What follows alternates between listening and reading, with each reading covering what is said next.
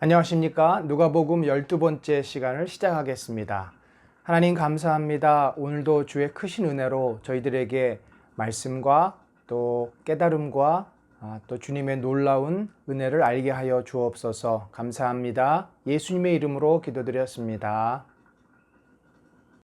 누가복음 12번째 마지막 시간 성경 공부를 시작하겠습니다. 오늘 다룰 본문은 22장에서 24장까지입니다. 22장에서 24장까지의 구조를 보면은 누가는 전체 이 누가복음을 기록하면서 큰 틀은 시간의 흐름을 따르고 있습니다. 예수님의 수태고지부터 시작해서 예수님의 어린 시절, 그리고 갈릴리 사역과 또 사마리아 유대 사역, 그렇게 이제 큰 어떤 흐름 가운데서 누가복음을 기록했고, 이제 마지막 22장 예루살렘 입성하고 마지막 그 한 주간 최후의 만찬부터 시작해서 부활하시고 승천하실 때까지의 내용은 철저하게 시간을 중심으로 진행을 하고 있습니다. 누가는 우리가 잘 알다시피 사도행전의 저자죠. 상당히 역사적인 팩트를 중요하게 생각하며 기록하는 사람입니다. 어떻게 보면은 이 22장부터 사도행전의 이제 예고편이다. 사도행전이 왜 있어야 하는지, 사도행전을 왜 기록했는지를 가장 잘 보여주는 내용이 바로 22장부터 24장까지 그 예수님의 마지막 며칠 동안, 그리고 부활 승천하시는 데까지의 내용을 누가는 간략하면서도 팩트 중심으로 아주 역사적인 그 순서에 따라 기록을 합니다.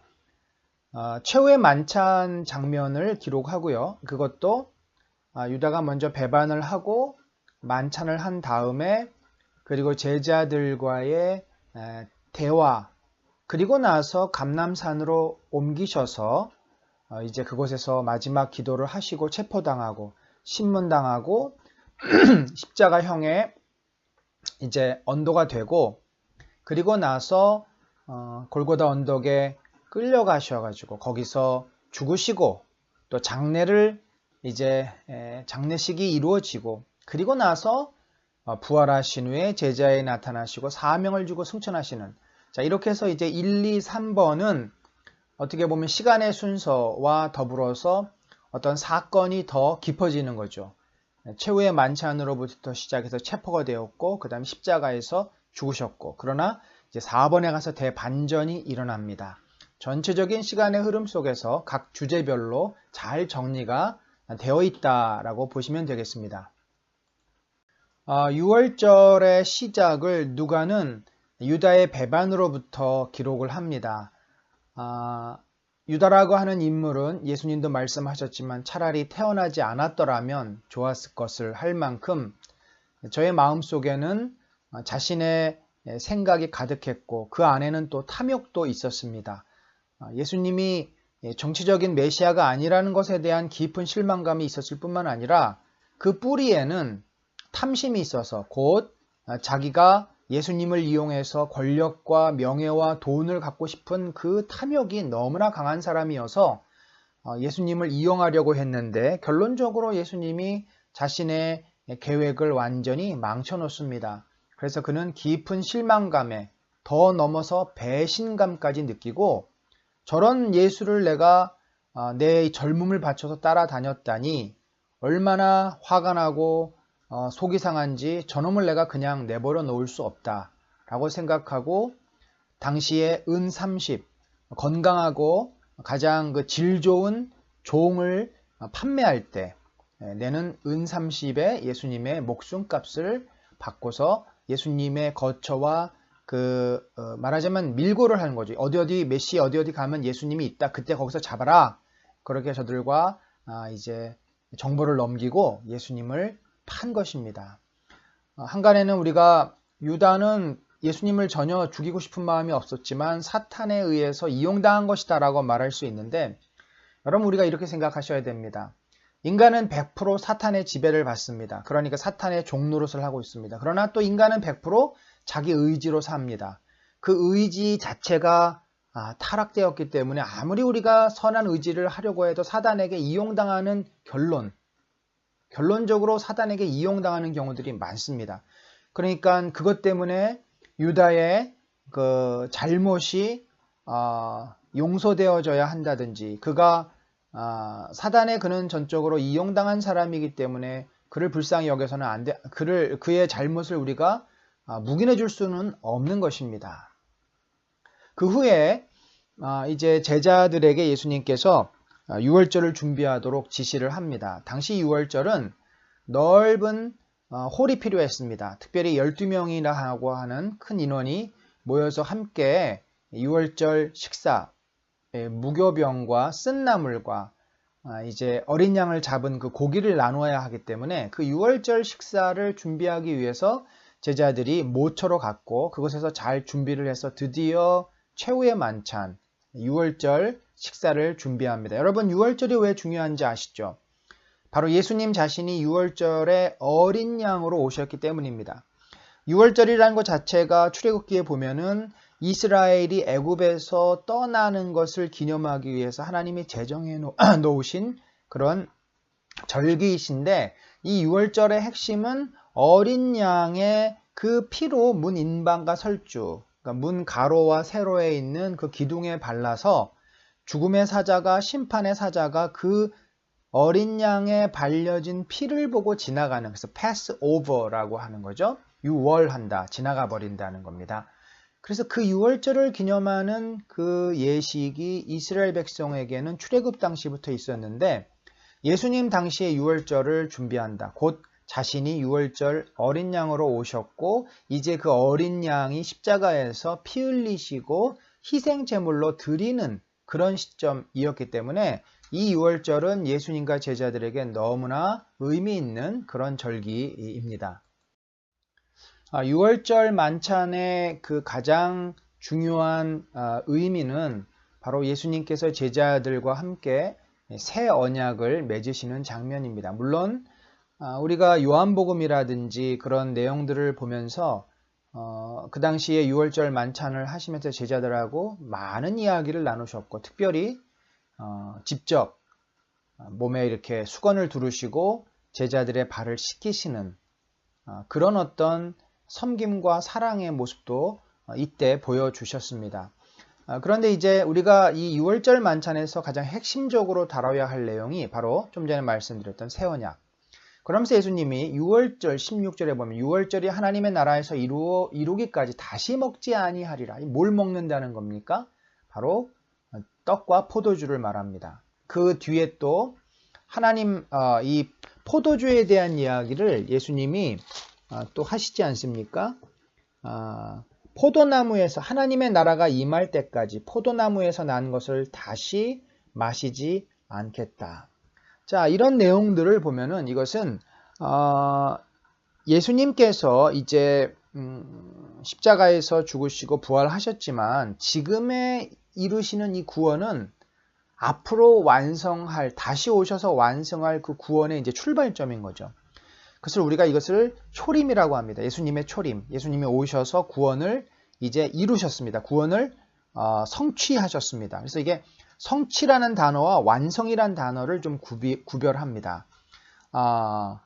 그러니까 구약의 예언을 예수님이 성취하신 거죠. 이루신 것입니다. 그것을 적용하셨어요. 본인이 어린 양으로 오셔서 예수 그리스도 안에 죽는 자는 의로워지는, 구원을 얻는 그 구약의 예언들을 다 성취하셨습니다. 그 유월절의 상징으로 예수님이 오셨습니다.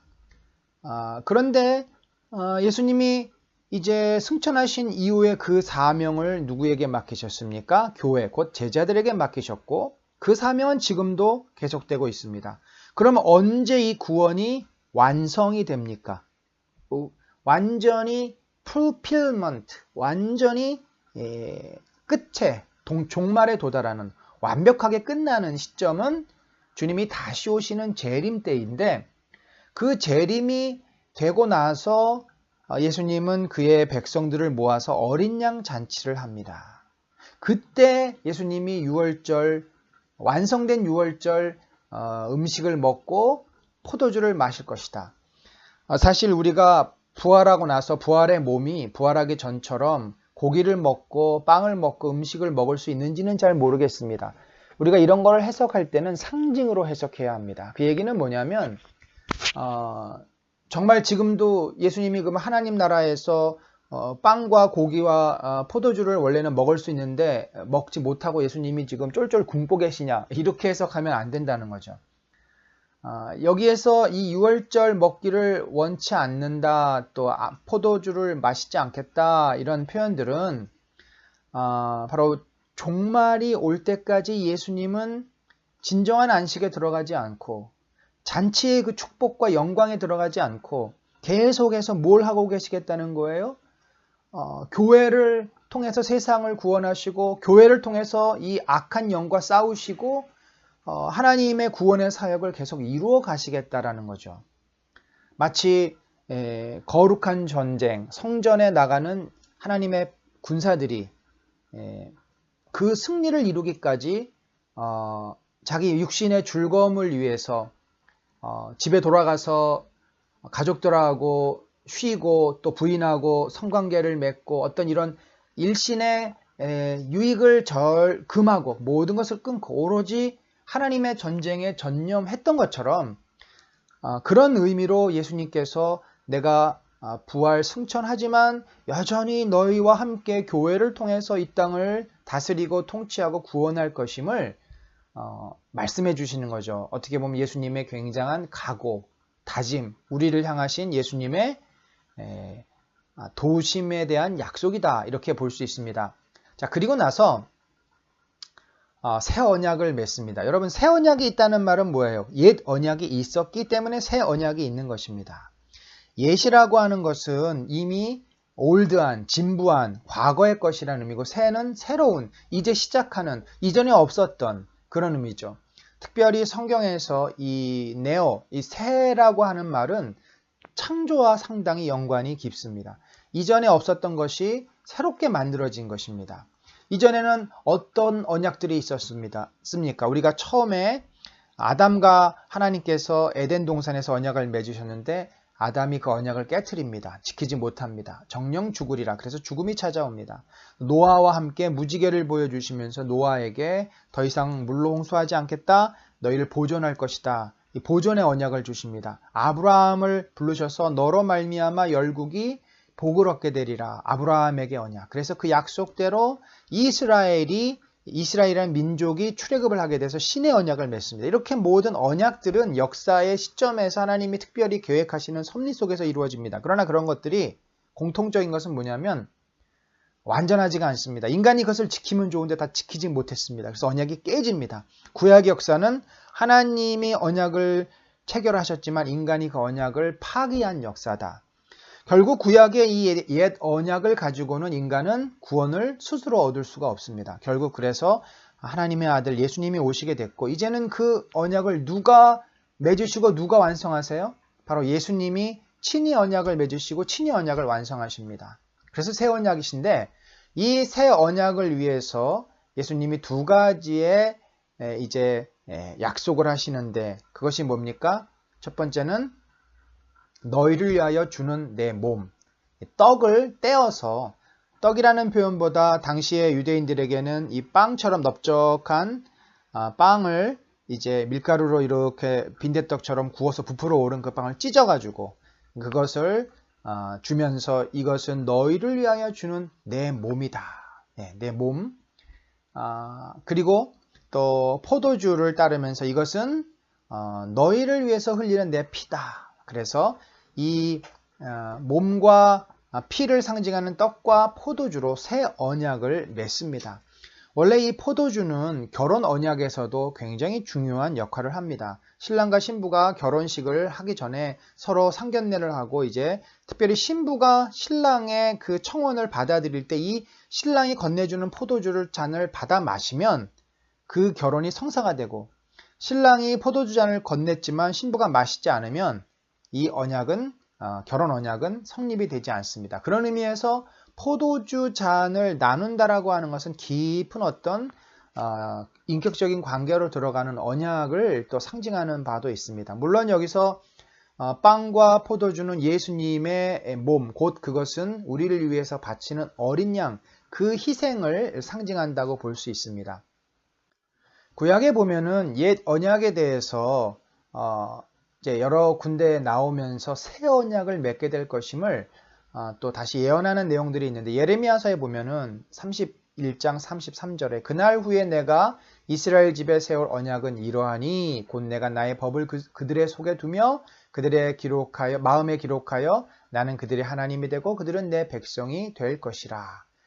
그래서 새 언약이 이제 이후에 이루어질 것을 예언을 했고, 그 예언대로 예수님은 자신의 몸을 제물로 이스라엘 백성과 곧 12제자, 12지파를 상징하는 12제자, 곧 교회죠. 신약에서는 지파가 아니라 12제자고 그것은 곧 교회를 말합니다. 교회와 새 언약을 맺으셔서 이제 교회로 들어오는 이방인들, 우리가 에베소서에 보면은 바울이 그 신령한 복이 뭐예요? 결국 이방인들이 교회 안에 들어오게 됐고 하나님의 언약 백성이 되었다는 거죠. 그 새 언약에 우리도 참여한 자가 돼서 구약의 유대인들처럼 하나님의 나라의 유업을, 곧 구원의 영광을 얻을 수 있게 된다는 것이죠. 제자들의 관심은 여전히 예수님의 죽으심과 부활에 있지 않았습니다. 바로 하나님 나라가 오게 될 경우에 예수님이 어떤 형태로라도 예수님이 정권을 갖게 되면은, 예수님이 어떤 영향력을 갖게 되면은, 아직도 그러니까 이 만찬을 하는 시간에 예수님이 앞으로 몇 시간 후에 어떤 일이 닥칠 것을 제자들이 모르는 거예요. 여전히 서열 다툼을 합니다. 누가 더 크냐? 이제 그런 제자들을 바라보시면서 얼마나 예수님 마음이 참 답답하시겠었습니까? 하지만 이제는 그들을 책망하기보다 그들에게 이제 비전과 꿈과 앞으로 될 일을 이야기해 주시는데, 너희가 이 땅에서는 누가 더 크냐? 이 땅에서는 당연히 권력을 잡은 자가 크다. 그런데 나는 그런 권력을 위해서 오지 않았다. 나는 오히려 섬기는 자로 왔다.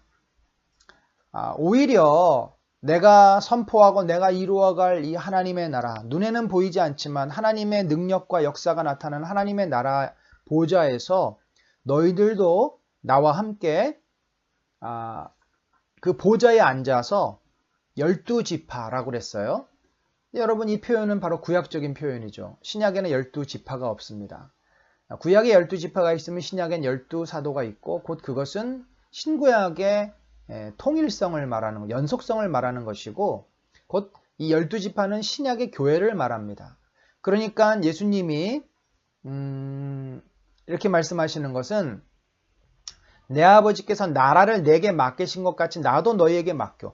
사실 예수님이 십자가에 죽으시고 부활하신 다음에 이 제자들에게 어떤 정치적인 권력을 이양한 내용이 없습니다. 정당을 만들지도 않았고, 정치 자금을 주지도 않았고, 어떤 세력을 주지도 않았어요. 그런데 결론적으로 뭐가 됐죠?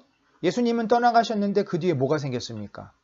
허다한 무리들이 그 전에 예수님을 따라다녔던 것처럼 제자들을 따라다니고 모이기 시작합니다. 그게 교회입니다.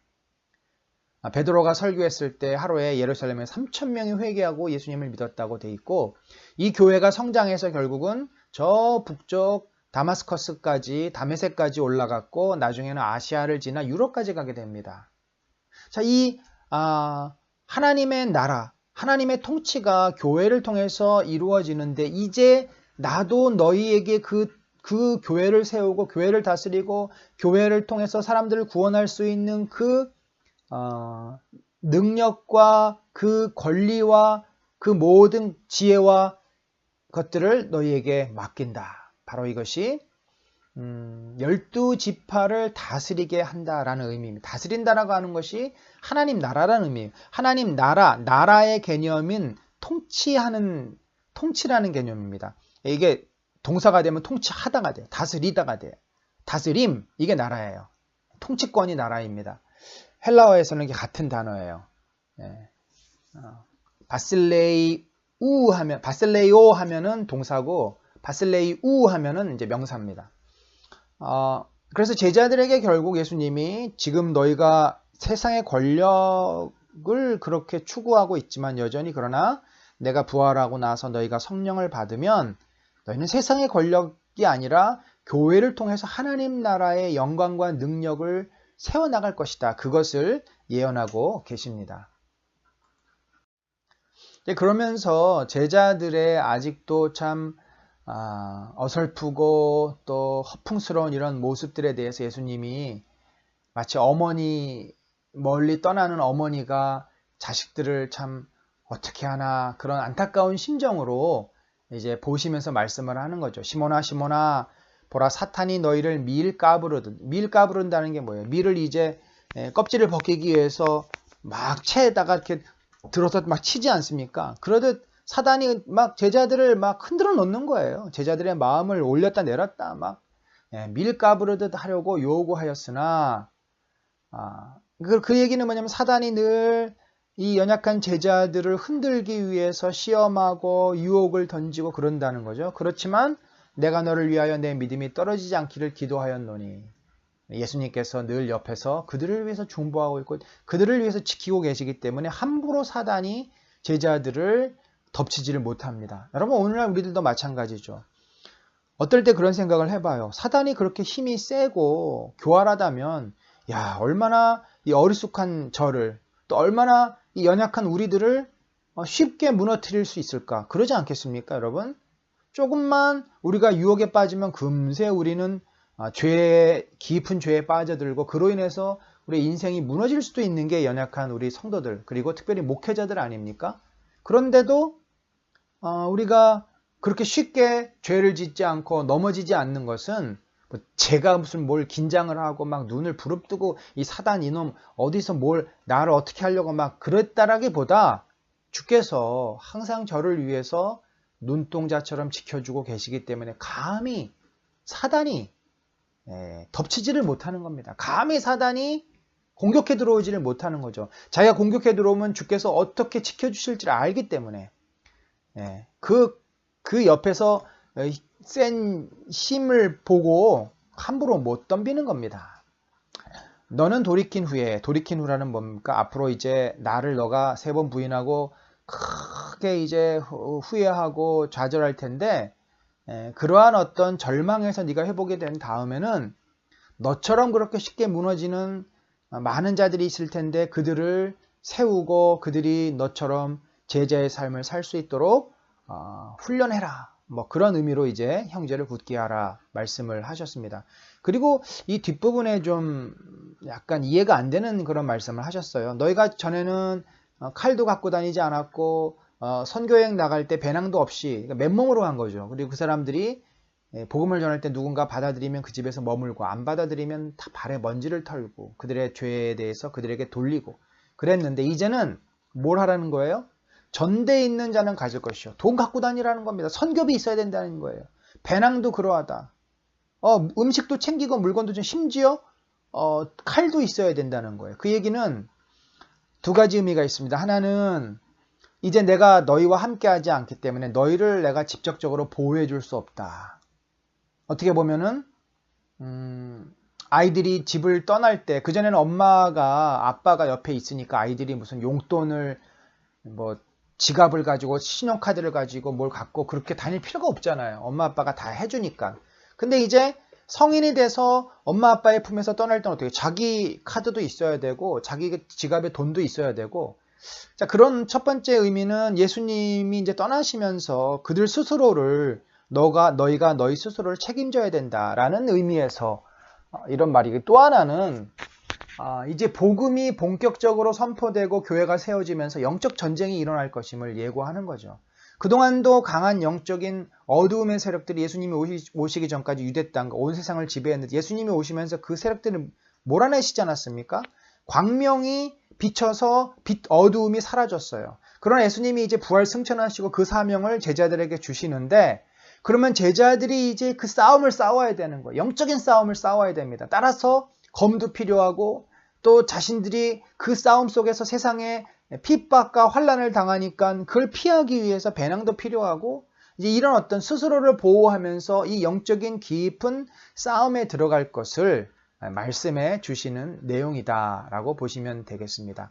그러니까 예수님이 이제 내가 너희를 더 이상 보호할 수 없어. 너희들 스스로 알아서 해. 라는 어떤 매몰찬 그런 표현이라기보다 이미 예수님은 늘 우리를 지켜주시잖아요. 이 앞에 시몬한테도 내가 너를 위해서 기도하고 있다라고 하시지 않았습니까? 다만 그전처럼 전적으로 너희를 책임질 수는 없다. 너희도 이제 너희 스스로가 성장했으니까 감당해야 되고 세상도 너희를 가만히 내버려 놓지 않는다.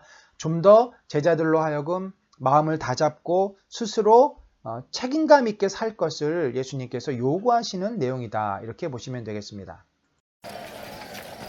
Behold, the hour is at hand, and the Son of Man is betrayed into the hands of sinners.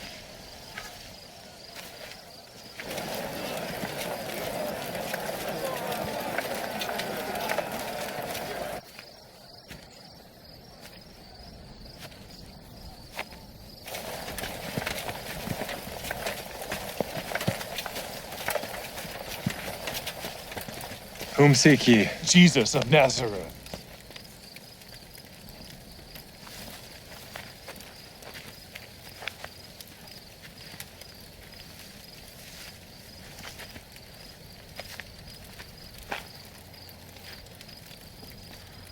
Master.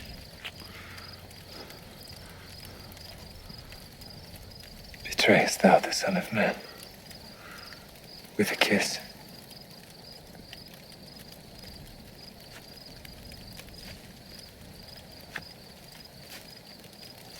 I have told you that I am he. If therefore ye seek me, let these go their way, that the saying might be fulfilled which he spake, of them which I have given thee, have I lost none.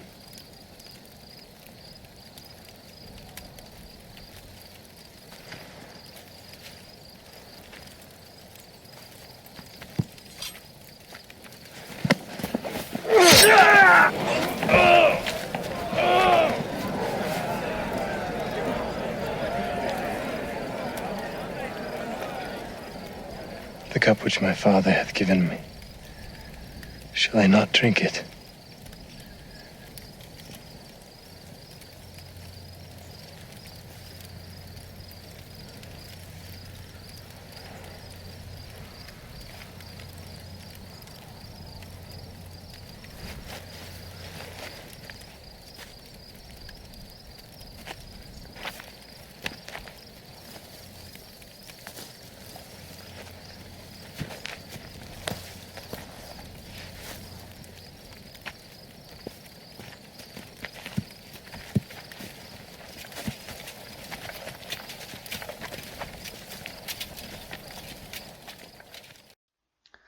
예수님께서 이제 최후의 만찬을 다 마치신 다음에 제자들을 데리고 예루살렘 성 건너편 감람산으로 가셨습니다. 당시 사람들은 유월절 만찬을 마친 후에 옥상에 올라가서 하나님을 찬양했습니다.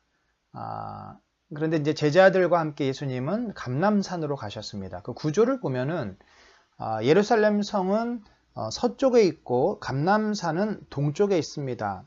서로 약간 이렇게 높은 고지에 있잖아요. 그러니까 가운데 사이가 이렇게 V자로 되어 있습니다. 그래서 예루살렘에서 예수님이 주로 출입했던 데가 이 양의 문이라고 하는 곳인데 바로 예루살렘 성 동쪽 문이죠.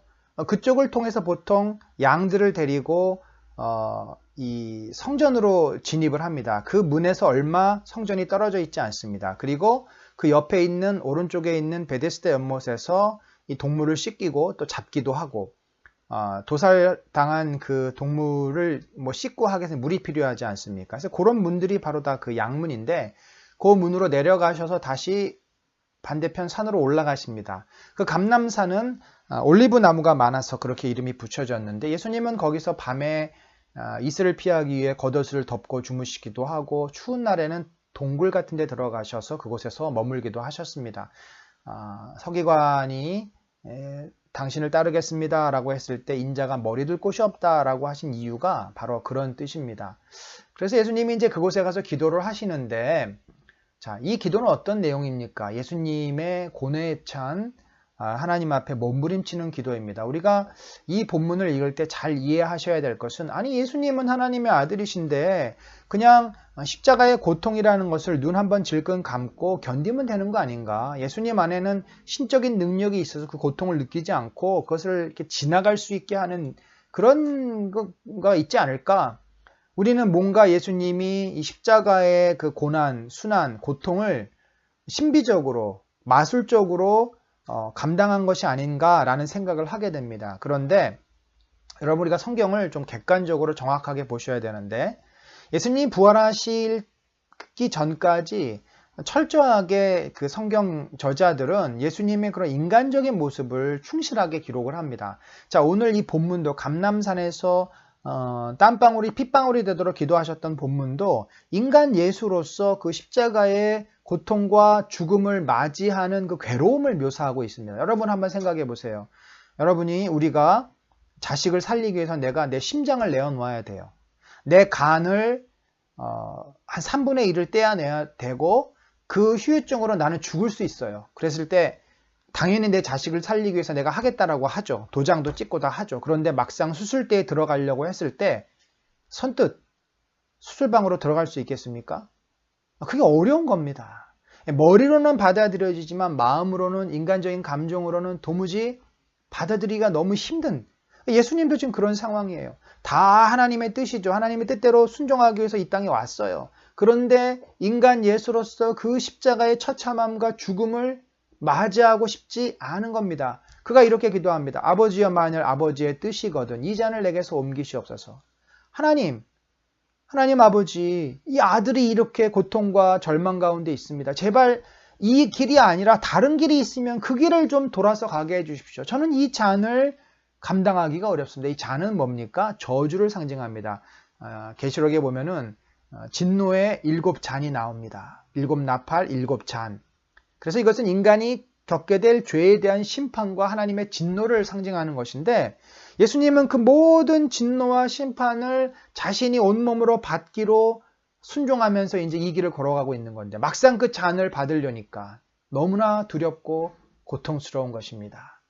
그래서 하나님, 할 수만 있다면 아버지, 이 방법이 아니라 다른 방법이 좀 없겠습니까? 라고 기도하고 있는 것이고, 얼마나 이것이 힘들었으면 땀방울이 핏방울이 된다. 땀을 막 온몸에 힘을 주고 몸 막 용트름을 하고 온몸이 막 고통하면서 괴로워하면서 기도하다 보니까 그 모세혈관, 피부 겉에 있는 모세혈관이 터지면서 땀하고 같이 나오는 거죠. 그래서 땀 색깔이 불그스름한 그런 것들이 떨어지니까 마치 핏방울처럼 보였다는 거죠. 나중에 아마 제자들이 깨어서 이렇게 예수님의 모습을 봤을 때 그런 땀방울, 땀이 피색의 땀들이 뚝뚝 떨어지는 것을 아마 보았을 것입니다. 그런 예수님의 결론은, 그러나 내 원대로 마시고 아버지의 원대로 되기를 원하나이다. 끝까지 순종하는 거죠. 여러분, 우리가 하나님 말씀을 순종한다는 것이 어디 쉽습니까? 머리로는 다 그렇게 해야 되는 거 알고, 사랑해야 되고, 용서해야 되고, 포기해야 되고, 희생해야 되고, 그런데 하고 싶지 않은 거죠. 힘든 겁니다. 감당하기 어렵습니다. 괴롭습니다. 그 고통을 인내하는 게 견디기가 힘듭니다. 그래서 우리가 몸부림치는 거예요. 여러분, 순종이라는 게 결코 쉽지 않습니다. 예수님도 지금 그 순종의 고통 가운데 있는 거고, 이런 그 인간적인 예수님의 모습을 성경은 그대로 표현해주고 있다. 인간 예수로서, 100% 인간 예수로서 지금 이 십자가의 고통을 그가 견뎌내고 있습니다. 그리고 나서 예수님은 기도를 다 마친 다음에 그때 어떻게 하고 있어요? 제자들은 저쪽에 가서 졸고 있는 거죠. 자고 있습니다. 예수님이 이렇게까지 괴로워하고 고통 가운데 있는지 제자들은 알지를 못해요. 예수님의 마음을 조금도 이해를 못합니다. 그저 자기 몸이 피곤하니까 누워서 자고 있습니다. 예수님은 더 이상 제자들을 책망하지 않습니다. 자, 이제 때가 되었다. 일어서 가자. 때가 어떤 때입니까? 때는 예수님이 이제 십자가에 달리실 때입니다. 아마 그때는 목요일 6월절 식사를 마치고 이제 금요일로 넘어가는 새벽 12시에서 2시 정도쯤 되었을 것 같고, 이때 제자들은 예수님이 잡힐 때 어떻게 했어요? 다 토끼입니다. 먹고 다 튀어버립니다. 먹고 튀고 베드로만 이제 멀찍이 뒤따라가는 그런 모습을 보입니다. The king of the Jews? My kingdom is not of this world. What shall I do then with Jesus, who is called the Christ? Crucify him. To this end was I born, and for this cause came I into the world. I am innocent of the blood of this just person. See ye to it. Father, the hour is come.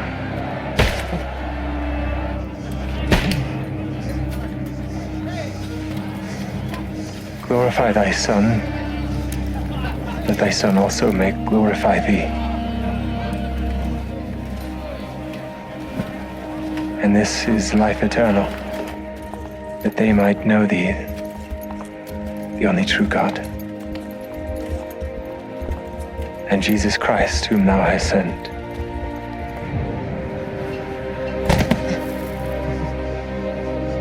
I have glorified thee on earth.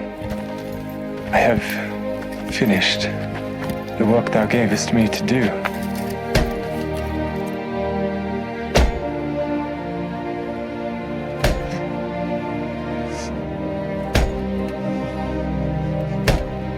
And now, O Father,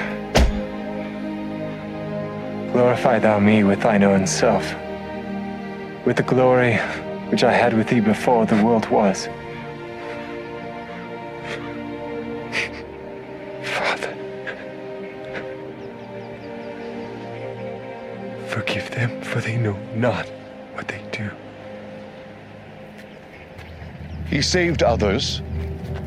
Himself he cannot save.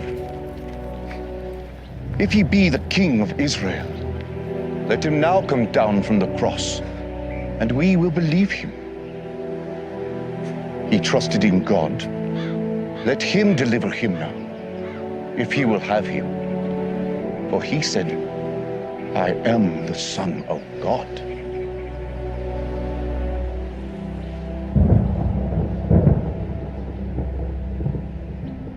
O righteous Father, the world hath not known thee,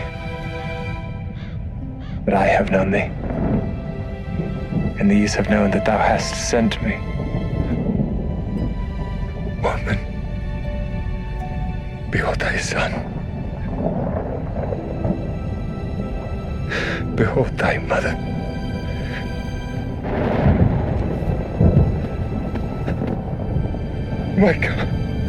My God, why hast thou forsaken me?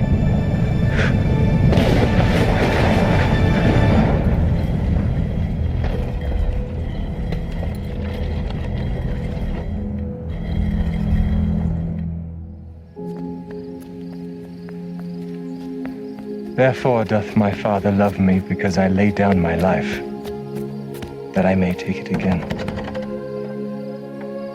No man taketh my life, but I lay it down of myself.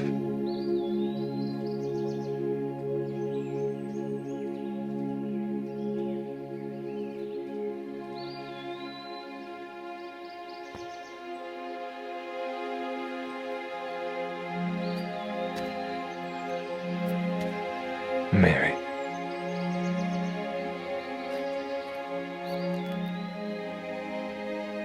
Rabboni. Touch me not, for I am not yet ascended to my Father, but go to my brethren, and say unto them, I ascend unto my Father, and your Father, and to my God, and your God. I have seen him. 예수님은 성전 경비병들에게 의해서 잡혀갑니다. 예수님을 잡으러 오라고 시킨 자도 로마 군인들이 아닙니다. 대제사장이 데리고 있던 성전 경비병들입니다. 그러니까 그들이 예수님을 데리고 어디로 가겠어요? 빌라도에게 가는 것이 아니라 대제사장인 가야바에게 갑니다. 그래서 가야바의 집, 대제사장 집으로 갑니다. 그때 모든 제자들은 어떻게 했어요? 다 튀었습니다. 먹튀에 먹튀. 제자들은 다 6월절 저녁 먹고 다 튄 거예요. 군인들이 횃불 들고 잡으러 오니까 무서워서 일단 튀어버린 거죠. 마가복음에 보면은 어떤 젊은 청년은 옷에 아무것도 걸치지 않고 나체로 도망갔다고 되어 있는데, 아마도 그가 걸치고 있었던 옷이 이렇게 벗겨지면서 워낙 황급하게 도망치다 보니까 옷이 홀딱 벗겨지면서 몸만 빠져나간 마가 자신을 그렇게 표현을 합니다. 그러나 베드로는 자기가 또 말한 것도 있고 해서 조심스럽게 멀찍이라는 표현을 써요. 그 무리를 따라갑니다. 그리고 살며시 대제사장 집 뜰까지는 갔어요. 그런데 그 뜰에서 이제 불을 쬐고 있지 않습니까? 밤이니까 춥잖아요. 그러니까 안에 예수님이 잡혀 들어가 계시고, 그러니까 거기 있던 사람들이, 아니 당신도 보니까 저 예수란 사람 따라다니는 제자 아닙니까? 자신의 신분이 들통이 나면 어떻게 돼요? 이놈도 예수님 따라다니는 놈인데 이놈도 잡아들여! 라고 누가 한마디만 하면은 그는 잡히잖아요. 잡히면 죽을지 어떻게 될지 모르니까 너무 두려운 거죠. 그러니까 본능적으로 어떻게 돼요? 무슨 소리 하는 거야? 나 아니라니까. 또다시 두 번째, 마지막 세 번째까지 얘기했을 때 마태복음에서는 저주하며 부인하기까지 했다고 되어 있습니다. 예수님에 대해서 저주하며 부인했다. 그러니까 베드로가 살기 위해서 예수님을 팔아버린 거죠. 참, 불과 몇 시간 전에만 하더라도 예수님, 당신이 어떤 일을 당해도 우리는 끝까지 당신 따라갈 겁니다. 죽음이 당신 앞에 있을지라도 우리도 같이 죽을 겁니다. 이렇게 말했던 자들인데, 막상 지금 경비병들이 와서 그를 잡아간 것도 아니고 그 옆에 있는 사람들이 당신도 전 나사렛 예수를 따르는 사람 아니냐 이거 물었는데도 베드로는 두려움에 휩싸여서 예수님을 저주하는 그런 연약함을 보이게 됩니다. 어떻게 보면은 이 성경 기자들이 이 제자들의 이런 연약함을 그대로 여과 없이 보여주는 것은 당시에 예수님이 겪었던 모든 것들의 사실성을 더 분명하게 부각을 해주는 것이고, 또 하나는 이후에 성령께서 어떻게 이들을 변화시켰는지를 우리들이 볼 수 있는 그런 대목이다라고 생각합니다. 그리고 예수님께서 이제 드디어 본격적으로 신문을 당하시는데 공회가 소집이 됩니다. 날이 밝으니까 이제 산헤드린 공회가 소집이 돼서 황급히 소집이 되겠죠. 그래서 거기서 예수님의 죄를 묻고 사형을 언도하는 건데, 죽음에 처한다고 하는 건데, 사형권은 이들에게 없었어요. 그래서 이 예수님을 빌라도에게, 당시에 이스라엘 땅을 통치하고 있는 총독에게로 데리고 갑니다. 신문할 때 너가 하나님의 아들이냐 그러니까 예수님이 그렇다라고 말씀하셨으니 그들이 뭐라 그래? 더 이상 무슨 증거가 필요하겠냐? 자기 입으로 자기가 하나님의 아들이라 그러는데 그 하나님의 아들은 메시아라는 거죠. 저놈이 스스로 메시아라 그러는데 저놈을 가만히 살려둘 수 없다는 거죠. 하나님을 경멸했고 모든 우리의 신앙을 다 흔들어 놓는 놈이다. 말하자면 이단이라는 거예요. 그래서 이제 공회에서는 예수님을 사용하기로 결정을 하고 빌라도에게 데리고 갑니다. 빌라도에게 갈 때는 그냥 자기들이 주장만 할 수 없잖아요. 그래서 거짓 증인도 데리고 가서 예수님을 뭐로 엮냐면은 정치범으로 엮습니다. 스스로 유대인의 왕이라 그랬다. 또 세금 문제로 엮습니다. 세금을 내지 말라 그랬다. 전혀 그런 적이 없으시죠. 예수님이 스스로 왕이라고 하신 적도 없고 세금을 내지 말라고 하신 적도 없었어요. 참 요즘도 우리 사회에 보면은 죄를 짓지 않았는데 죄를 지었다고 뒤집어 씌운다든지, 죄를 졌는데도 죄를 짓지 않았다고 거짓말을 한다든지, 참 이것은 인간들의 아주 공통적인 모습이죠. 예수님 당시에 가장 경건하고 존경을 받아야 될 대제사장과 정치 지도자들이 그들의 기득권을 유지하기 위해서 예수님을 정치범으로 몰아가지고 빌라도에게 이제 고발하는 내용을 보면은 오늘날도 어느 정권이든지 군사 통치 시대에는 그 자기들의 통치를 합법화하기 위해서 무고한 시민과 민주운동하는 사람들을 정치범으로 몰더니, 또 요즘처럼 이제 민주주의가 참 발달한 시대에는 그 역의 현상도 우리가 보면서 참 인간은 어쩔 수가 없구나. 인간이 권력을 가지면 자기의 권력을 유지하기 위해서 거짓과 또 불의와 이런 것들을 다 정당화하고 뭐 예수님 당시에 보이던 모습이 오늘날에도 똑같이 보이는 것입니다. 그래서 이제 빌라도가 이들의 그 고소를 들어봤어요. 예수님이 유대인의 왕이라 그랬어? 세금을 내지 말라 그랬어? 근데 어디에도 그런 증거가 없어요.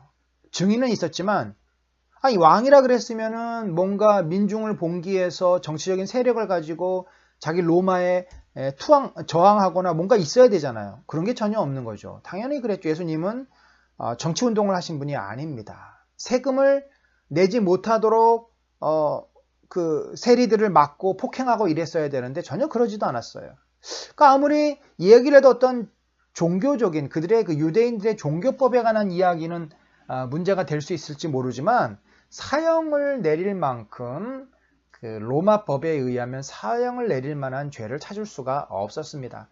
베드로가 이 건은 좀 곤란한 건이다. 이건 정치적인 이슈라기보다 종교적인 문제구나. 그리고 그를 예수가 갈릴리 출신이니까 갈릴리 지역에 이제 지도자로 있는 헤롯 안티파스에게 보냅니다. 헤롯은 그 전부터 예수님을 보고 싶어 했어요. 야, 네가 그 유명한 예수냐? 야, 너 뭐 인기 짱이던데? 야, 내가 너 한번 보고 싶었는데 드디어 오늘 보는구나. 이러면서 예수님을 계속 조롱하고 너 뭐 사람들 인기 많던데 어떻게 돈 좀 모았어? 아이, 제주도 좋아. 어디서 그렇게 제주가 많아 사람들을 몰고 다녀? 이러면서 헤롯은 예수님에 대해서 사실은 관심이 없어요. 그를 조롱하고 떠보고 뭐 이런 짓거리만 하다가 자기가 어떤 정치적인 결정을 관심도 없고 하고 싶지도 않고 다시 빌라도에게 보내버립니다. 결국 다시 예수님이 빌라도에게 오지 않습니까? 빌라도가 참 곤란해진 거예요. 뭔가 결정을 내려야 되는데 자기가 볼 때는 예수님에게 사형을 내릴 만한 법은 법에 접촉되는 일은 한 번도 한 적이 없고 그런데 이 사람을 고발한 유대인들, 유대 지도자들, 대다수의 이 예루살렘 사람들이 예수님을 십자가에 죽이라 그러고 거기다가 그래서 이제 하나 묘수를 낸 게 결국 이제 옛날도 그랬지만 지금 민심이라는 게 중요하지 않습니까? 민심은 천심이다. 그러니까 유대 지도자들이 아무리 그렇게 얘기를 해도 혹시 사람들이 민심이 예수를 살려주라 그러면 사실은 석방하려고 그랬어요. 그때 이제 6월절 명절에 중죄인을 지금으로 말하면 특별 사면이죠. 석방하는 그런 제도가 있어가지고 빌라도가 이제 이 백성들에게 그 법정에 모인 백성들에게 물어봅니다.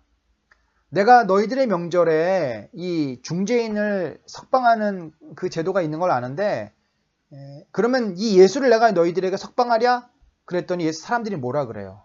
아닙니다.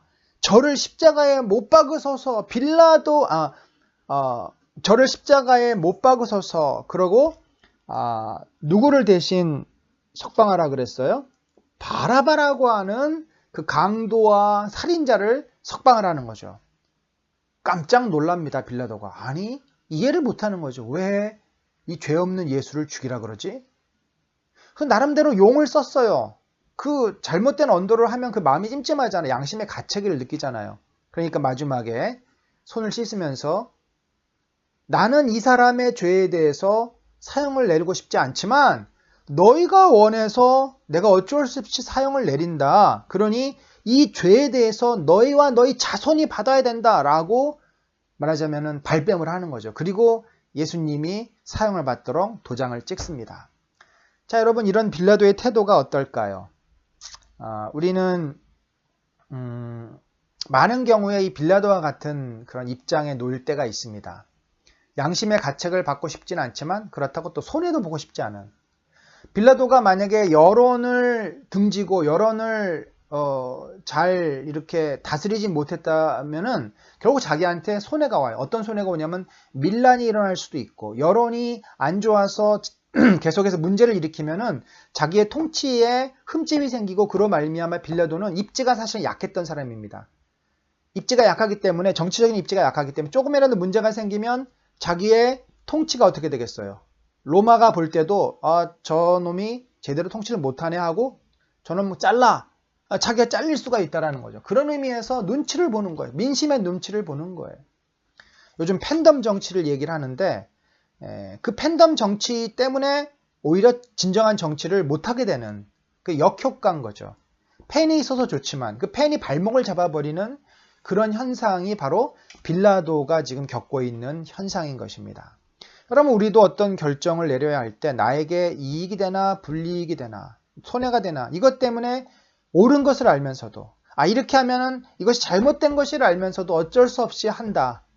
여러분 그랬을 때 우리가 죄를 짓는 것입니까? 죄를 안 짓는 것입니까? 빌라도가 손을 씻고 그 모든 죄를 유대인들과 그 후손에게 떠맡겼다고 해서 빌라도가 죄가 없어졌을까요? 아닙니다. 결국 그가 모든 책임을 지는 겁니다. 그래서 우리가 빌라도에게 고난을 받으시고 라는 표현을 씁니다. 뭐 본인이 입장에서 볼 때 억울하겠죠. 뭐 자기는 죽이고 싶지 않았어. 그러나 결국 자기의 유익을 포기하지 못했기 때문에 최종 권력자로서 사형 언도를 내린 것입니다. 여러분 우리도 내가 죄를 졌다라고 했을 때는 떳떳하게 지세요. 내가 손해보기 싫어서 나 그거 갖고 싶어서 어쩔 수 없이 말씀 불순종했어. 이렇게 생각해야지 사실은 나 말씀 순종하려고 했어. 나 순종한 거나 다름없어. 거의 99% 순종했어. 그런데 1% 요거 때문에 나 어쩔 수 없었어.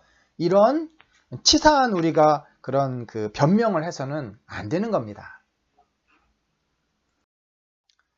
예수님은 이제 십자가형이 언도되었기 때문에 그 이제 사형장까지 가셔야 되는데 고대 당시는 그 사형을 받을 십자가형에 처해질 사람이 그 자기가 매달릴 그 십자가 나무를 이렇게 이제 짊어지고 가게 돼 있어요. 그런데 여러분 그 나무가 얼마나 무겁고 힘들겠습니까? 예수님이 그 가뜩이나 채찍 맞으시고 지금 아주 고통스러운 몸으로 그 무거운 나무를 들고 갈 수 있겠어요? 제대로 못 가죠. 가다가 쓰러지고 그러니까 그 모습을 보는 마리아와 그 여인들이 그냥 울면서 따라갑니다. 그랬을 때 구레네 시몬에게 로마 병사가 대신 그 십자가를 지고 가도록 배려를 해주죠. 안 그러면 뭐 사형장까지 갈 수가 없으니까. 예수님은 그 순간에도 예루살렘의 딸들아 나를 위해 울지 말고 너희와 너희 자녀를 위하여 울라. 그렇죠? 이제 그들은 예수님이 소천하신 후 얼마 안 있다가 AD 70년에 로마에 또 자체적으로 그 유대 봉기를 일으켰던 그 유대 지도자들에 의해서 잔인하게 학살을 당하고 죽게 될 것임을 안타까워하시는 그런 내용입니다. 자, 예수님이 이렇게 이제 십자가에 가는 동안에 또 매달리시는 그 사이에서도 관리들, 뭐 유대인들도 그랬고 로마 군인들도 그러고 저가 그리스도라고 하는데 그리스도가 뭐예요? 구원자란 뜻입니다. 아니 남은 구원하면서 자신은 구원하지 못하더냐? 너가 그리스도라면 그 십자가에서 내려와봐. 너 한번 네 스스로를 구원해봐. 그렇죠. 사람들이 생각할 땐 정말 모순이죠. 우리가 생각하는 구원자는 어떤 구원자입니까? 큰 힘이, 슈퍼맨 같은 힘이 있는 자예요. 그래서 자기도 어떤 죽음이나 어떤 어려움에서도 벗어날 수 있고 남도 구원해주는, 막 건물이 무너지면 그 무너지는 건물을 막아내고 어벤져스처럼 나타나서 적을 무찌르고 이런 구원자를 보통 우리들이 생각하지 않습니까? 아무도 십자가에 처참하게 매달리는 그리스도, 메시아, 구원자를 생각하지 못한 것입니다. 그 하나님의 놀라운 구원의 섭리, 사랑을 통해서, 희생을 통해서 구원하려고 하시는 그 하나님의 계획을 그 어느 누구도 깨달아 알지 못했습니다. 그럼 우리가 이 누가복음을 볼 때 또 유명한 그 구절이 십자가의 좌우에 달린 이 강도에 대한 이야기죠. 당시에 십자가형은 이렇게 모아서 한 것 같습니다. 그러니까 예수님만 처형한 것이 아니라 아주 중한 그 연쇄살인 강도라든지 혹은 또 나라의 어떤 그 기물을 파괴하고 로마에 대항한 자, 저항한 자, 이런 자들은 여지없이 십자가형에 처했습니다. 그래서 그런 사람들을 모아다가 몇 명씩 처형했는데 아마 예수님 좌우에 있는 자는 어떤 범법을 행한 자들인 것 같습니다. 한 사람은 예수님을 조롱합니다. 그러니까 일반 사람들이 조롱하듯이 이 사람도 예수님을 조롱하는 거죠. 그런데 그러니까 뭐 밑에서 그 관리들이 조롱했듯이 야, 너 그리스도라면 너 좀 구원해봐. 야, 그러면서 우리도 같이 좀 구원해줘. 이렇게 이제 조롱을 하는 거예요. 근데 한 사람은 뭐라 그랬습니까? 우리가 행한 일에 상당한 보응을 받은 것이니 이에 당연하거니와 이 사람은 행한 것이 옳지 않은 것이 없느니라. 그러니까 자기는 죄를 범했. 아마도 이 사람은 어떤 살인 강도 이런 것보다는 로마에 이제 저항하다가 반정부 운동을 일으키다가 아마 사형에 처해지는 것 같습니다. 그래서 이 사람이 옳은 판단을 한 거예요. 메시아를 보았죠. 자기는 열심당원, 열심당원이어서 예수님을 믿지는 않았지만, 따르진 않았지만, 예수란 자가 했던 모든 것들이 다 옳다라는 것을 알고 있었어요. 그러면서 그가 깨달은 겁니다. 예수여, 당신의 나라가 임하실 때 나를 기억하소서.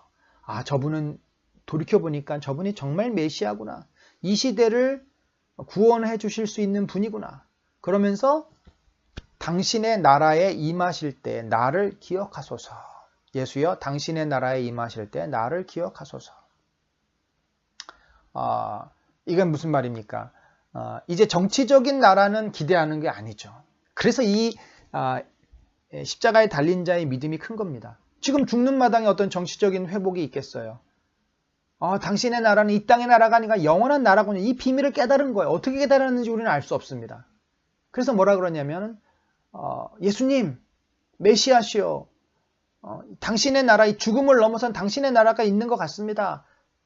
우리가 이제 죽게 되는데 그 당신의 나라에 들어가실 때 저도 좀 데리고 들어가 주십시오. 다른 말로 하면 저는 당신의 메시아임을 믿습니다. 제가 죽지만 제 영혼은 당신처럼 천국에 하나님 나라에 들어가고 싶습니다. 고백했고 예수님이 이제 축복을 하시죠. 오늘 내가 나와 함께 낙원에 있으리라. 낙원에 있으리라. 나와 함께 낙원에 있을 것이다 라고 하는 말은 곧 그가 구원을 받을 것이다 라고 하는 표현입니다. 우리가 너무 문자적으로 해석해버리면 오늘 내가 나와 함께, 그러면 예수님이 죽은 다음에 3일 만에 부활하셨잖아요. 그러니까 말이 안 맞고 오늘 내가 나와 함께 낙원에 있겠다 하는 말은 너가 천국에 갈 것이다 라고 하는 예수님의 이 표현인 것입니다. 그리고 나서 예수님은 마지막으로 다 이루었다. 테텔레스타이.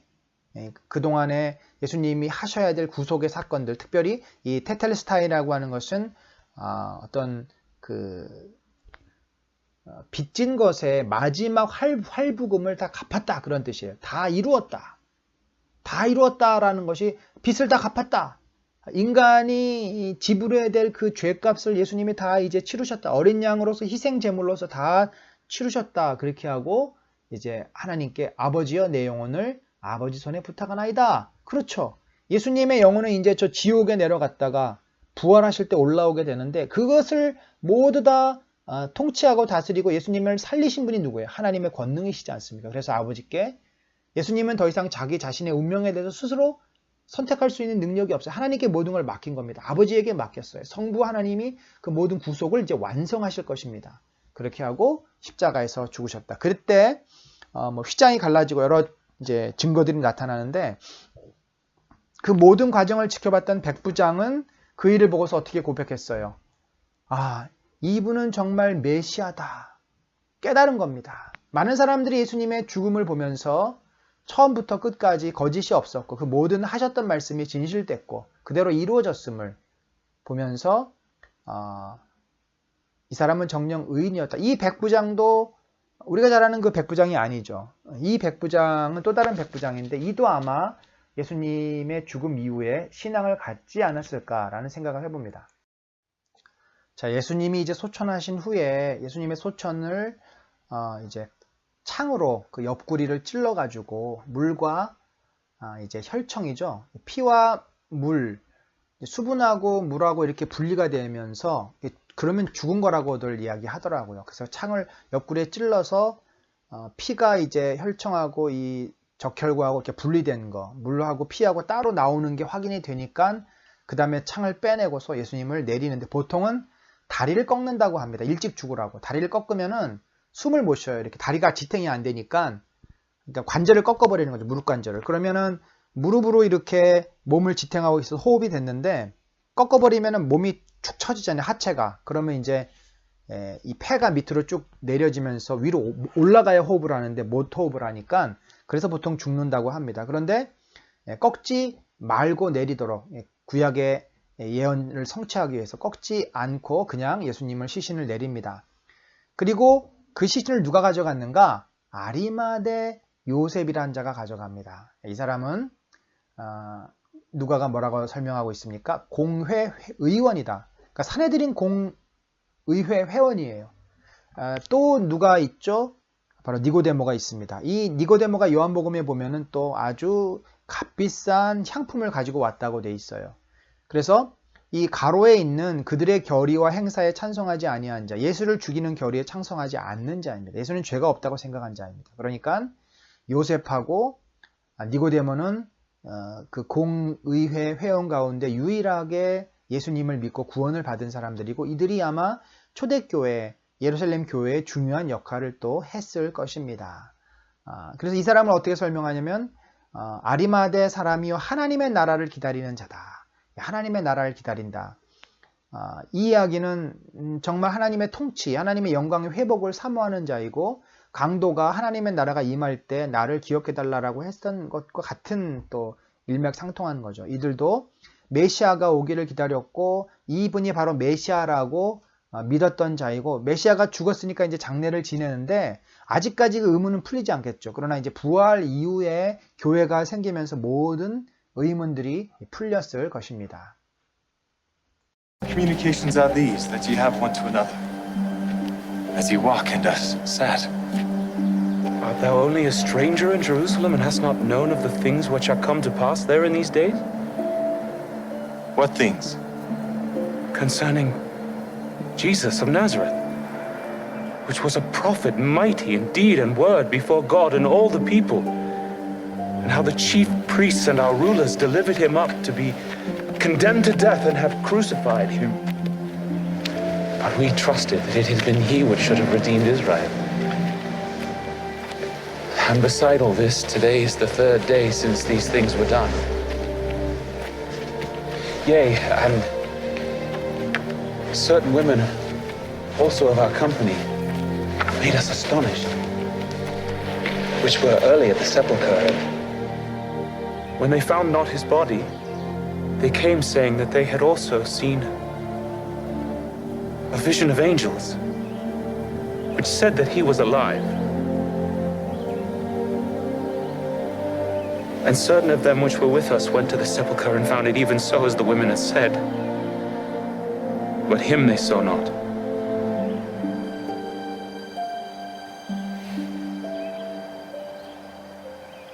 O fools, and slow of heart to believe all that the prophets have spoken. Ought not Christ to have suffered these things, and to enter into his glory?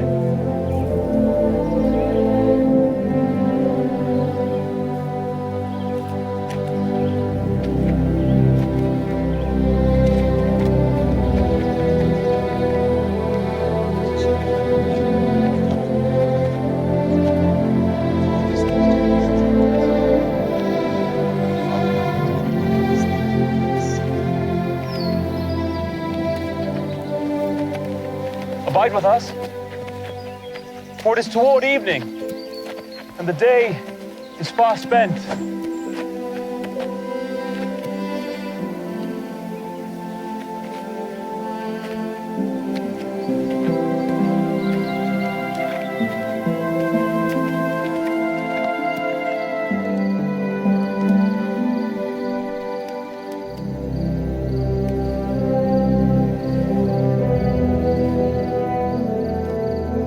Our Father, we offer thanks for thy bounties. Amen.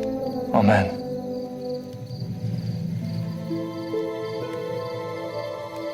Did not our heart burn within us while he talked with us by the way, and while he opened to us the scriptures?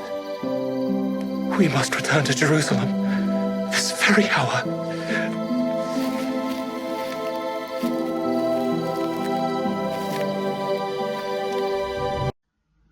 자, 이제 예수님이 죽으시고 부활하시는 장면인데 요때 그 절기를 잠깐 한번 봅시다. 예수님이 죽으신 금요일은 6월절이었습니다. 그리고 금요일 저녁부터 안식일이 시작이 되고요. 그래서 예수님이 안식일이 시작되는 즈음에 무덤에 묻히신 것입니다. 그리고 토요일 날 이제 저녁이 됐을 때 안식일이 끝난 거죠. 그리고 그 안식일이 이제 시작되는 금요일부터, 금요일 저녁부터 6월절이 끝남과 동시에 무교절이 일주일 동안 진행이 됩니다. 이 무교절이 일주일 진행되는 동안에 있는 첫 번째 안식일 다음 날이 바로 초실절입니다. 그러니까 날짜로 하면은 금요일 날이 6월절이었고 금요일 날 저녁부터 토요일 저녁까지가 이제 안식일이었고, 자, 안식일이 지난 다음 날이 초실절이니까 토요일 날 저녁부터 일요일 날 저녁까지가 초실절이에요. 자, 초실절이 뭐 하는 날이냐? 바로 유대 지방의 첫 수확을 알리는 보리단을 저 북쪽 갈릴리 지역에서 보리단을 잘라 가지고 와서 성전에 갖다 바치는 날이 초실절이고, 이때부터 보리 추수가 시작이 돼 가지고 한 달 정도, 한 달 반 정도 보리 추수가 쭉 내려오는 보리 추수의 시작을 알리는 날이 이제 실칠절이다. 그러니까 그때 처음으로 드린 보리 열매를 통해서 앞으로 계속 보리 농사가 될 것임을 말해주고 있는 거죠. 자, 예수님은 부활의 첫 열매가 되셨습니다. 그러니까 6월절 날 돌아가시고 안식일 하루 지나고 안식일 다음 날 새벽, 그러니까 토요일 날 다음 날 새벽이니까 일요일 새벽에 예수님이 부활하신 것입니다. 그래서 오늘날 우리가 안식일을 지키지 않고 그 부활하신 새벽, 주의 날을 지키는 것이 오늘날의 주일이죠. 그 새벽이 되니까 이제 이 막달라 마리아, 요한나, 그리고 야고보의 어머니 마리아 등이 예수님의 무덤이 잘 있나 보려고 가봤는데 어떻게 됐어요? 무덤이 비었고 환하게 빛이 나는 어떤 두 사람이 예수는 여기 없고 갈릴리로 갔다, 그렇게 얘기를 하니까 이 여자들이 깜짝 놀라가지고 당황스러워서 제자들에게 달려가는데 그 중에 마리아는 예수님을 또 보지 않습니까? 그렇게 해서 첫 번째로 여자들이 예수님의 부활을 알게 됩니다. 그리고 허겁지겁 베드로와 몇 제자들이 와서 빈 무덤을 보고 의아해합니다.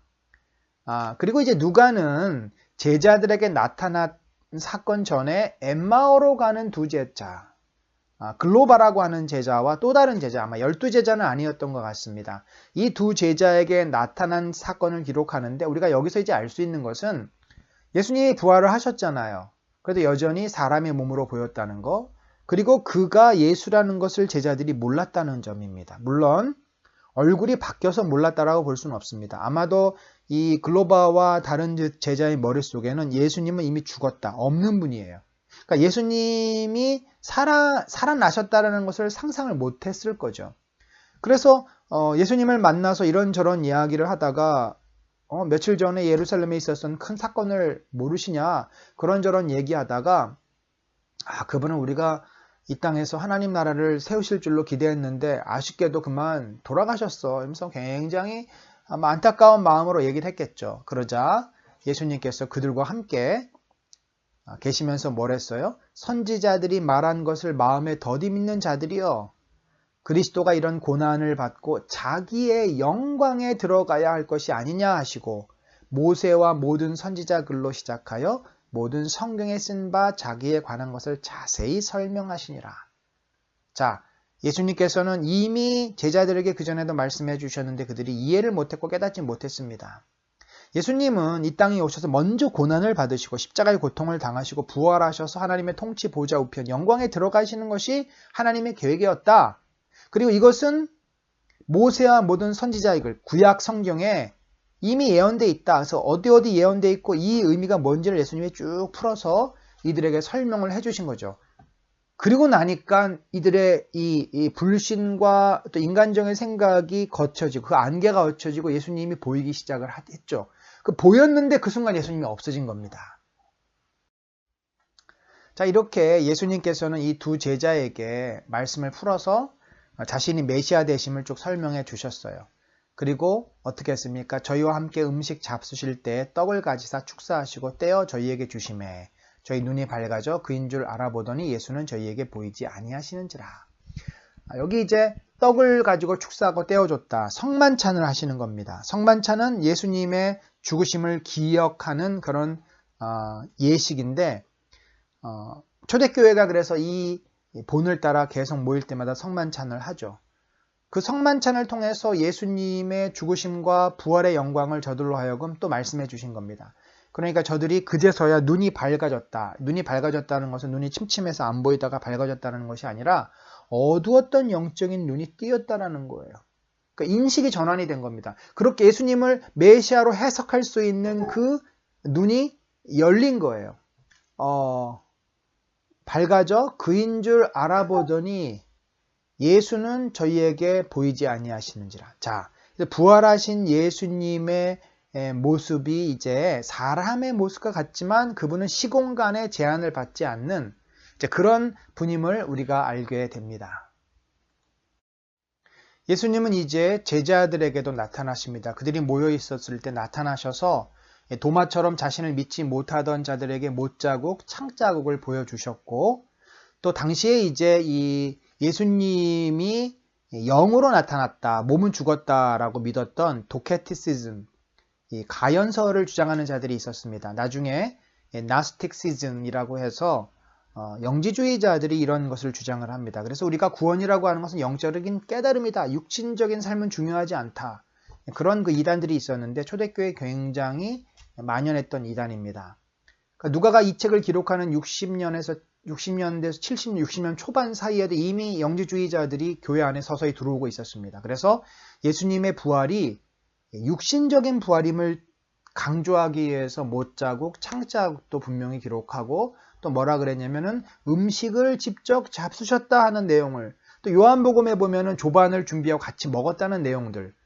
그래서 예수님이 그냥 부활이 몸이 단순히 영적인 어떤 귀신이 나타난 것이 아니라 우리가 이해할 수는 없지만 경험해 보지는 못했지만 영과 육이 다 통합된 새로운 어떤 존재였음을 저자들은 계속 강조하고 있습니다. 누가는 비교적 예수님이 부활하시고 나서 있었던 기록에 대해서는 길게 설명하지 않습니다. 핵심적인 내용만 이야기합니다. 왜냐하면 누가는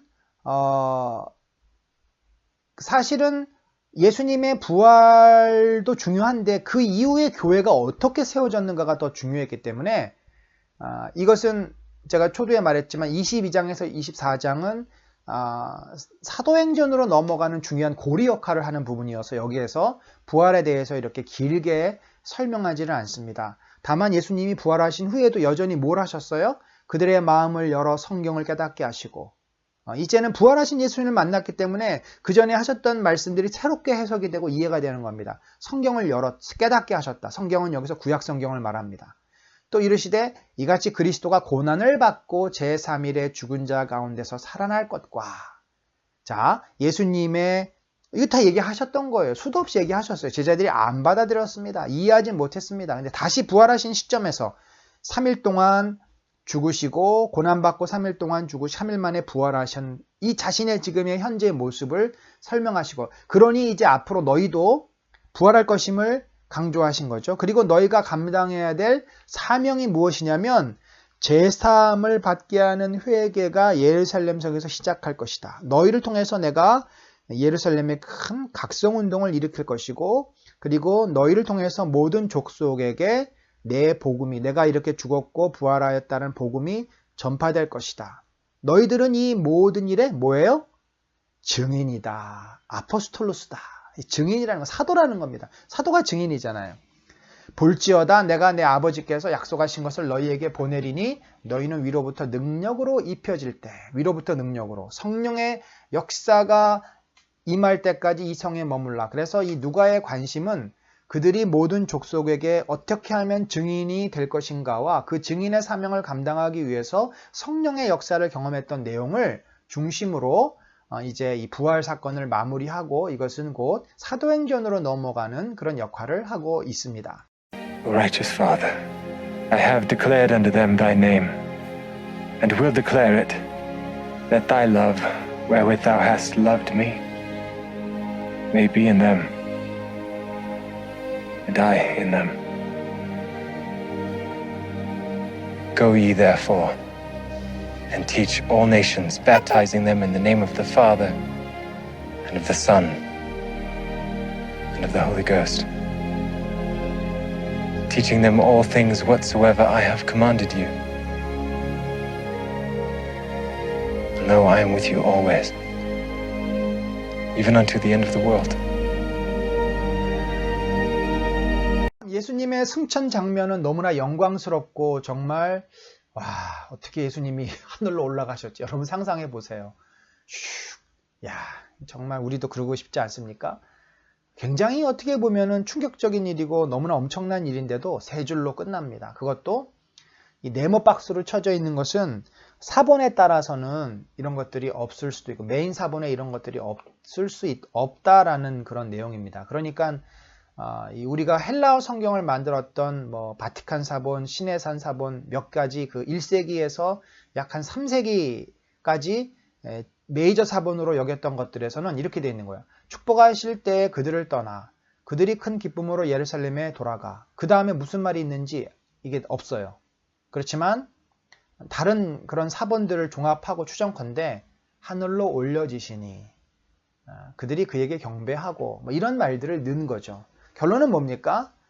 예수님은 승천하셨어요. 어떻게 승천하셨는지, 어디로 가셨는지 알 수가 없습니다. 그들 눈에 사라지셨어요. 다시 이제 오시지 않습니다. 그런데 그들이 어떻게 했어요? 마음이 어땠어요? 큰 기쁨이 가득 찼다. 왜냐하면 자신들이 그토록 따랐던 예수님이 죽은 줄 알았더니 부활하셨고 그 부활하신 분이 하나님 곁으로 가셨다. 유대인들에게 하나님 곁으로 갔다라고 하는 것은 완성 아닙니까? 구원의 완성. 그리고 그분이 다시 오신다 그랬다. 기대감에 가득 차서 다시 예루살렘으로 돌아가서 성전에서 하나님을 찬송하며 하나님께서 이 놀라운 일을 행하셨습니다. 기대감 속에서 이제 기도하고 있는 거죠. 그리고 이것은 이제 예수님의 다시 오심, 사도행전의 성령 강림으로 연결이 됩니다. 이제 드디어 누가복음 마무리하겠습니다. 여러분 12번에 걸쳐서 참 열심히 따라오셨고 참 누가를 통해서 우리가 평소에 또 깨닫지 못했던 많은 은혜들을 누릴 수 있었습니다. 일단 22장에서 24장까지의 특징을 보면은 마지막 예수님의 그 일정을 연대기별로 시간별로 잘 정리를 하고 있다는 점을 보게 되고요. 또 하나는 누가는 이제 이 복음서에서 끝나는 것이 아니라 바로 사도행전으로 넘어가는 그 고리로서 이 마지막 부분을 잘 연결하고 있다.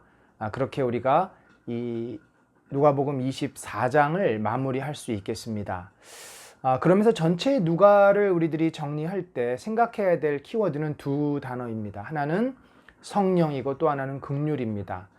마태가 유대인을 위해서 구약의 예언을 예언이 어떻게 성취되었는지를 예수님의 말씀을 통해서 증언하고 예수 그리스도를 왕으로 묘사했다면 누가는 바로 예수는 긍휼을 품으신 의사로서 죄인들을 구원하시고 회복시키시기 위해서 오신 분입니다.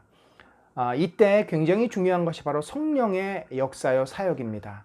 누가 자신이 이방인으로서 성령의 큰 은혜를 경험한 사람이고 이 성령의 마음, 곧 예수의 마음이죠. 그 마음은 곧 긍휼의 마음입니다. 따라서 우리가 누가복음을 쭉 이렇게 살펴보면서 이방인인 우리도 이 성령의 은혜로 구원을 받게 됐고 예수의 마음, 성령의 마음을 품을 때 우리들이 소자를 긍휼히 여기고 또 가난한 자와 고아와 죄인들을 품으며 그들을 이제 인도하고 섬기는 그런 삶으로 나가게 됨을 알게 됩니다.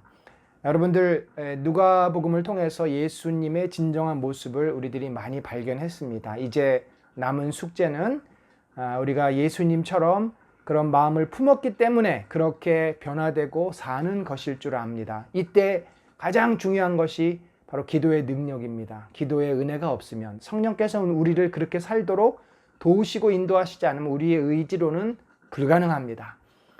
우리가 교회에서 또 계속해서 기도 훈련을 하고 있습니다. 기도를 통해서 우리가 주님과 동행하고 주님의 모습을 담고 주님과 함께 살아가는 정말 복된 우리 모든 우리 은혜 나는 공동체 성도들, 저와 여러분들 되시기를 진심으로 간절히 바라고 또 축복합니다. 감사합니다. 하나님, 한 학기 동안 저희들에게 누가를 통해서 귀한 말씀 주시고 깨닫게 하시니 감사합니다. 이 말씀대로 우리가 그렇게 순종하며 살게 하시고 주님과 동행하는 믿음의 귀한 용사들 되도록 축복하여 주옵소서. 이 모든 말씀 우리 주 예수 그리스도의 이름으로 기도드렸사옵나이다. 아멘. 여러분들 한 학기 동안 수고 많으셨고요. 이제 내년에는 더 귀하고 좋은 말씀으로 우리가 또 함께 했으면 좋겠습니다. 네, 수고들 많이 하셨습니다.